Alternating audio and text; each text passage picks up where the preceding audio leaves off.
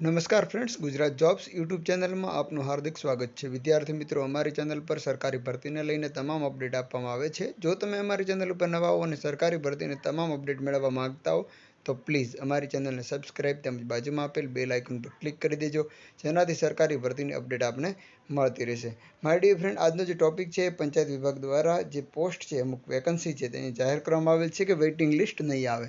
જો આપ PDF download કરવા માંગતા હો તો તેની લિંક હું આપને ડિસ્ક્રિપ્શનમાં આપી દઈશ। જો આ છે જે લેટર કરીને આપને તમામ ઉમેદવારોને સૂચના આપવામાં આવેલી છે કે જે જાહેરાત પડી હતી, લેબોરેટરી ટેકનિશિયન છે, સ્ટાફ નર્સ છે, વિભાગીય હિસાબનીશ છે, વિસ્તરણ અધિકારી છે, નાયબ હિસાબનીશ છે,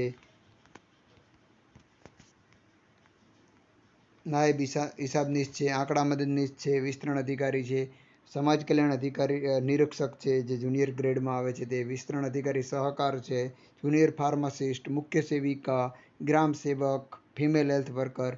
જે ભરતી પ્રક્રિયા છે, સામાન્ય વહીવટ વિભાગનો જે ઠરાવ છે 2018 તેના મુજબ પ્રતીક્ષા યાદી 2 વર્ષની અંદર પૂર્ણ કરવાની હોય છે।